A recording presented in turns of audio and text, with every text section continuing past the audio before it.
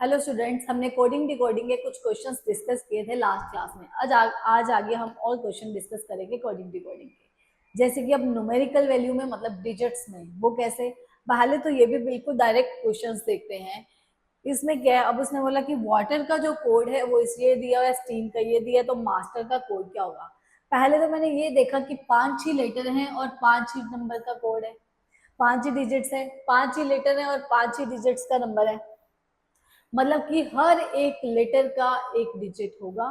अब वही देखे मैंने, इसमें भी ए था और उसमें भी ए है। ये रहा ए, ये रहा ए। ए सेकेंड नंबर पे है, कोड क्या है 2। सेकेंड लास्ट पे है तो भी है 2। इट मीन्स ए का कोड क्या हो गया मेरे पास 2। तो इसी तरह से मास्टर के जितने भी लेटर्स हैं वो सारे लेटर्स जो है इन दोनों वर्ड्स में होंगे। तो हम हर लेटर का कोड निकाल सकते हैं। एम स्टीम का लास्ट है एम, एम का कोड क्या आ गया 7। ए, ए अभी हमने फाइंड किया 2। एस, एस का कोड क्या है फर्स्ट पे एस का 5, 7 2 5। ये दो ऑप्शंस तो पहले ही एलिमिनेट हो गई। आगे देख लेते हैं। टी, टी का कोड थर्ड पे क्या है 3। नेक्स्ट ई, ई सेकेंड लास्ट क्या है 4, लास्ट आर का 6। 7 2 5 3 4 6, 7 2 5 3 4 6, ये ऑप्शन हमारा आंसर आ गया। नेक्स्ट क्वेश्चन देखते हैं, सेम ऐसा ही क्वेश्चन है नेक्स्ट भी। यानी मेमोरी का कोड ये है, तो नेशन का क्या हुआ। फिर भी कंफर्म करने के लिए मैंने ये चेक कर दिया कि ओ इसमें भी है, ओ इसमें भी है। थर्ड लास्ट पे ओ का कोड क्या है 1, और यहाँ सेकेंड लास्ट में भी ओ का क्या कोड बनेगा 1। ओ के लिए तो 1 आ गया। इट मीन्स हर लेटर का एक कोड है जो फाइंड करना है। आर, मेमोरी का सेकेंड लास्ट आर मीन्स की 7। ओ का अभी फाइंड किया 1। टी, टी नेशन में थर्ड पे है, नेशन में थर्ड पे 4। ए, ए का कोड क्या है नेशन में सेकेंड पे है 6, 6। फिर से टी, टी का अभी किया 4। अब आगे आई, आई भी नेशन में है थर्ड लास्ट पे 9, 9। इसके बाद ओ अभी किया था पहले 1, एंड एन रह गया, एन फर्स्ट पे 5। 7 1 4 6, 7 1 4 6, 7 1 4 6, ये तो गया 4 9 1 5, 4 9 1 5, बी ऑप्शन आंसर आ गया अपना। क्लियर है। आगे देखते हैं नेक्स्ट क्वेश्चन। ये भी बिल्कुल सेम वैसा ही है। कहते सब्जेक्ट का कोड जो है वो ये है, ब्रॉक का ये है, तो जोकर का कोड क्या होगा फाइंड कर लेते हैं। इसमें भी कंफर्म करना है, तो ये ई रहा थर्ड लास्ट पे 5 और लास्ट में ई 5, मीन्स ई का कोड तो 5 आ गया। जोकर ई से एक पहले जे का 7, 7। ओ, ओ का कोड थर्ड पे 6, 6 आया। के, के भी सेकेंड लास्ट है 0, 0। ई अभी किया था ये 5, और आर इसमें सेकेंड पे मतलब 4। 7 6 0 5 4, 7 6 0 5 4, ए ऑप्शन हमारा आंसर आ गया। ठीक है, ये थे डायरेक्ट फाइंड करने वाले क्वेश्चंस। अब आगे बात करती हूँ। कल हमने याद है लास्ट क्लास में किया था, एबीसी के नंबर्स लर्न किए थे। अब एबीसी के नंबर के बेसिस पे और भी क्वेश्चंस आ सकते हैं, कैसे कैसे आते हैं वो हम देखते हैं। अब अभी जैसे नेक्स्ट क्वेश्चन है मेरे पास, ये डायरेक्ट है। कहते ए का A1 है तो बैट 23 है, तो हैवी का कोड क्या होगा। मुझे इतना पता है ए का नंबर 1 होता है, वही दे रखा है। सिमिलरली अब बैट की बात करूं, बी का नंबर 2 है, ए का 1 है, टी का 20 है, तो तीनों को प्लस करने पे मेरे पास 23 बन रहा है। ऑब्वियसली इतने पास पास के जो 23 है छोटा नंबर है, प्लस करके ही आया होगा, मल्टीप्लाई से तो आ नहीं सकता ना 23। तो अब हैवी का निकालना है, हैवी का निकाल सकते हैं। एच का 8 है, ई का 5, ए का 1, बी 22, बाई 25। सबका सम करके हमारा क्या आंसर आ जाएगा, इसका निकल जाएगा। कर लेते हैं। 8 and 5 13, 1 14, 14 22 और ये 25। 4 और ये 5 4 6 6 और 5 11 1 कैरी 4 5 1 6 61। आंसर क्या आ गया हमारा 61। क्लियर है। नेक्स्ट क्वेश्चन देखते हैं। नेक्स्ट में क्या है, अब कहते हैं if each of the letter of the English alphabet series, A का कोड कहते हैं अगर 2 हो जाए, बी का 4 हो जाए, तो मेड के वर्ड की टोटल वैल्यू क्या होगी। मुझे इतना पता है कि ए का कोड 1 होता है। अब ए का कोड उसने बोला है 2, इसके 2 बनने की दो ही पॉसिबिलिटीज है, या तो मैं +1 कर दूं या इंटू 2 कर दूं, तो भी 2 बन जाएगा, इस तरह से भी 2 बन जाएगा। अब उसने मेरे को बोला बी की वैल्यू 4 है, मुझे बताया बी 2 है, अगर मैं +1 करती हूँ फिर तो 3 बनेगा, बट उसने क्या बोला है कि बी की वैल्यू क्या है 4 है, तो मतलब मुझे इंटू 2 करूंगी तो 4 बनेगा, मतलब ये वाला तो गलत हो गया।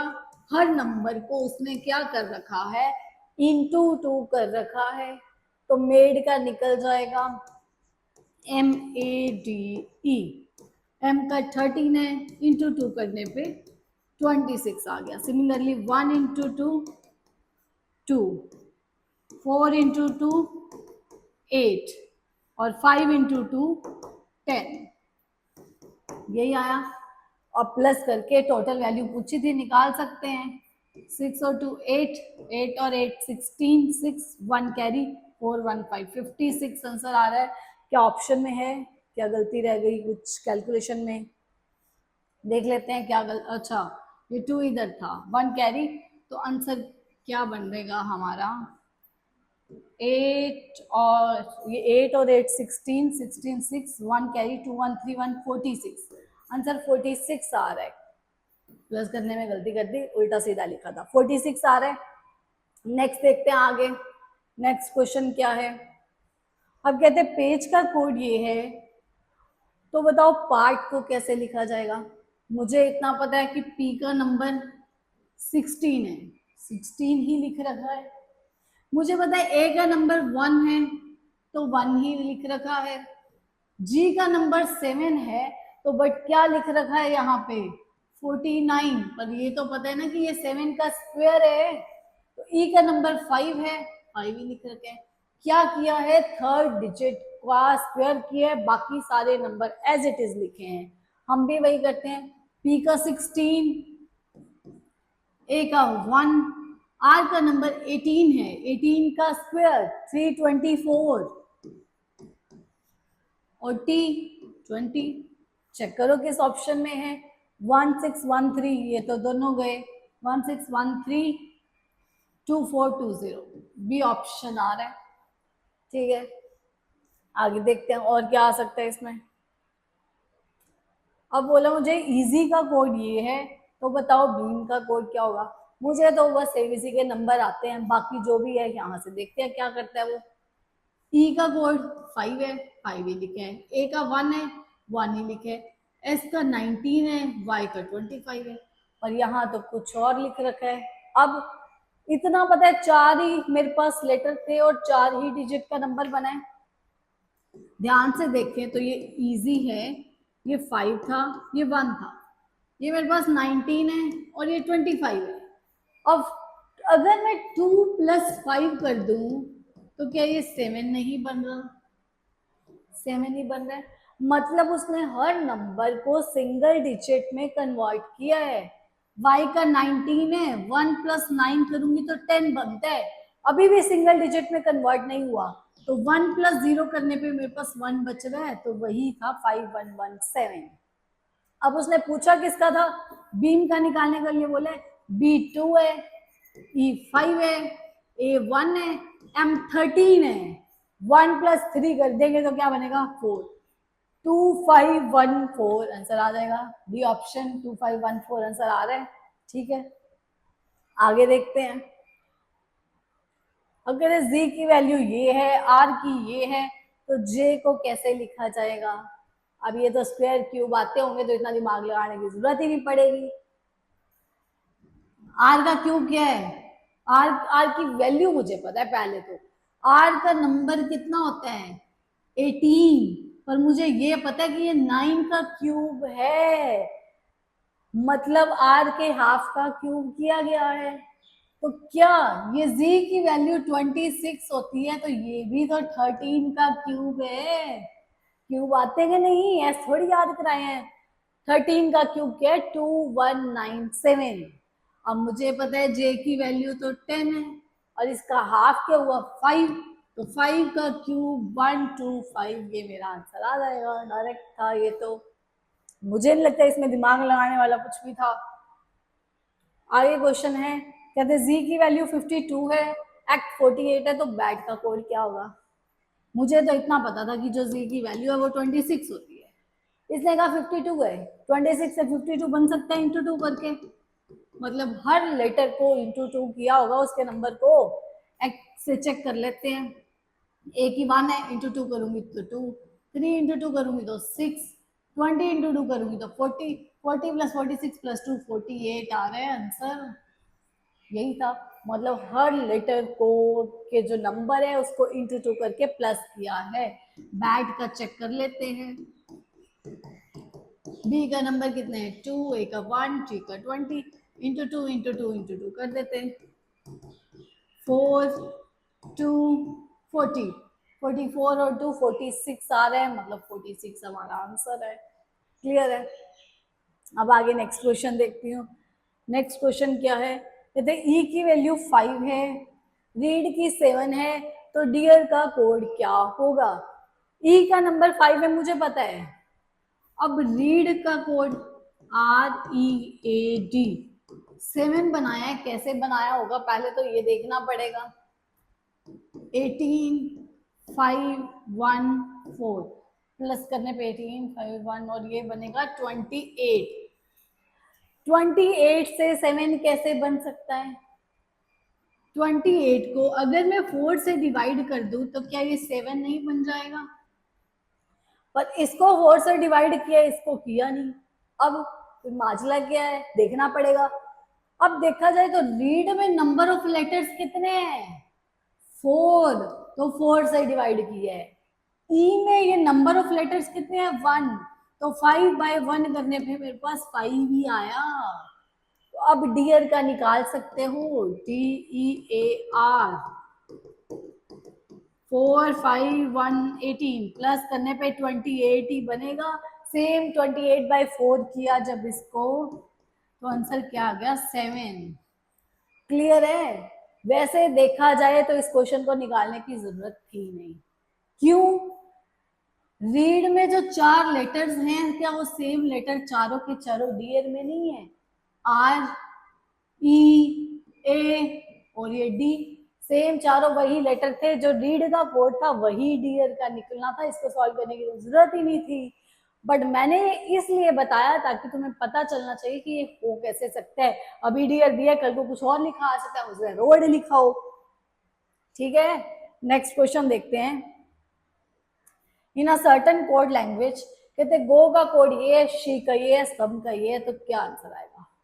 अब पहले तो मेरा ये दिमाग यही चलेगा कि जी का कोड जो है वो 7 है, ओ का 15 है, प्लस कर देती हूँ। प्लस भी किया तो मैंने 22 आया, पर आना तो 32 चाहिए था। सोचो चलो क्या पता प्लस 10 कर रहे हो। फिर जब मैंने शी का चेक किया, SHE 19, 8 और ये 5, 13 और ये 10, 23 तो 22, 1 के ये तो ऐसे ही बन गया मेरे पास 20। रुको रुको रुको, कहाँ गलती होगी? 8 और 5 13, 13 और 9 12 का अगर 2 1 कैरी, हाँ 22 बनता है। ये प्लस 2 10 करूँ तो 32 बनता है, पर बनना तो 49 चाहिए। मतलब फिर कहीं ना कहीं ये तो लॉजिक सही नहीं लगा मेरा। फिर क्या किया हो सकता है? कहते ऐसे बात नहीं बनी, तो मुझे ऑपोजिट लेटर्स याद हैं, याद किए थे। GT हमने पढ़ा था, ग्रेट। LO पढ़ा था, लव। अगर मैं इनका नंबर करूं 20 प्लस 12, तो ये 32 बन रहा है। इसका मतलब क्या कर रखा है? ऑपोजिट लेटर्स का सम कर रखा है। शी, एस का ऑपोजिट H 8, एच का एस 19, ई का 5 का वी, एच एस वी, और इसका 22। जब मैंने इसका सम किया तो क्या ये 49 बन रहा था? तो हाँ 49 बन रहा था। अब सम का कोड निकाल सकते हैं, तो निकाल देते हैं। आओ, एस का ऑपोजिट एच 8, ओ का ऑपोजिट एल 12, एम का ऑपोजिट एन एन एन 14, ई का ऑपोजिट वी, वी का 22। इसको सम किया 10 14 16 1 कैरी 1 56 आंसर आ रहा है। ठीक है, कुछ भी नहीं था, ऑपोजिट वाले जो लेटर्स थे अब उनका सम किया था। वो कुछ भी कर सकता है, ध्यान रखना है क्या कर रहा है स्टेटमेंट में। अब नेक्स्ट क्वेश्चन है, इसमें क्या कर रखा है, CASIO का कोड ये दिया है, सिटीजन का निकालना है। सी का नंबर मुझे पता है 3 है, 3 था। ए का 1 है, 1 है। एस का 19 है, 19 दे रखा है। आई का 9 है, ओ का 15 है। ये तो same as it is number ही दिए हैं। सी का 3, ये तो गया 3। आई का 9, ये भी गया, ये दो ही बचे। 3 9, उसके बाद 20, टी का ये भी गया, यही बचा 20। आई का फिर 9, जी का 26, ई का 5, एन का 14। डी ऑप्शन मैच कर रही है। वैसे तो अगर मेरे पास नन ऑफ दीज नहीं होता फिर तो मैं डी ऑप्शन मार्क कर देती एग्जैक्टली, बट जब तक नन ऑफ दीज है तो रिस्क नहीं लेना है। ठीक है ना, चेक कर लेना। अब नेक्स्ट क्वेश्चन क्या है, नेक्स्ट ये कहता है if dust is cold air, air is cold fire, fire is cold water, water is cold colour. ये सारा कुछ जो मर्जी कहानी कुछ मर्जी कही है, हमें इससे कोई लेना देना नहीं। हमें लेना देना किससे है, उसने लास्ट में पूछा क्या है, where do fish live, fish कहाँ रहती है।